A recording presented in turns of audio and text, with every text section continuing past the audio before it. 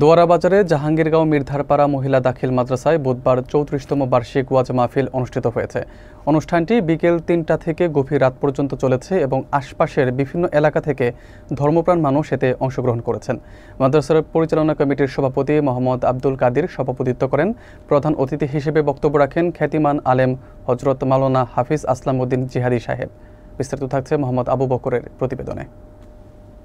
দোয়ারা বাজারের জাহাঙ্গীরগাঁও নির্ধারপাড়া মহিলা দাখিল মাদ্রাসায় অনুষ্ঠিত ৩৪তম বার্ষিক ওয়াজ মাহফিলে নারী শিক্ষা, নৈতিক মূল্যবোধ এবং ইসলামী আদর্শের গুরুত্ব আলোচনা করা হয়েছে। অনুষ্ঠানে সভাপতিত্ব করেন মাদ্রাসার সভাপতি মোহাম্মদ আব্দুল কাদির, যিনি মাদ্রাসার শিক্ষাক্ষেত্রে অবদান ও নারী শিক্ষার প্রসারকে বিশেষভাবে উল্লেখ করেন।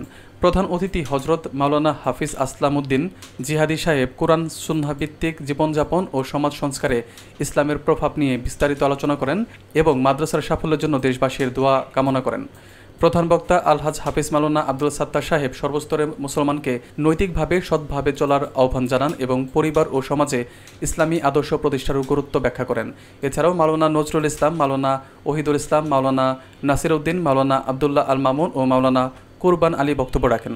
মাদ্রাসার সুপ্রা মাওলানা KM আবুল হোসাইন অনুষ্ঠান সফল করার জন্য পরিচালনা কমিটি, শিক্ষক শিক্ষিকা, অভিভাবক ও স্থানীয়দের সহযোগিতা গুরুত্বপূর্ণ উল্লেখ করেন।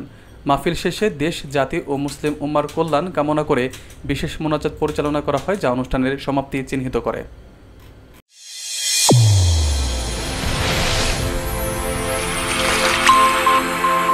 চ্যানেল A1 হৃদয়ের স্পন্দন।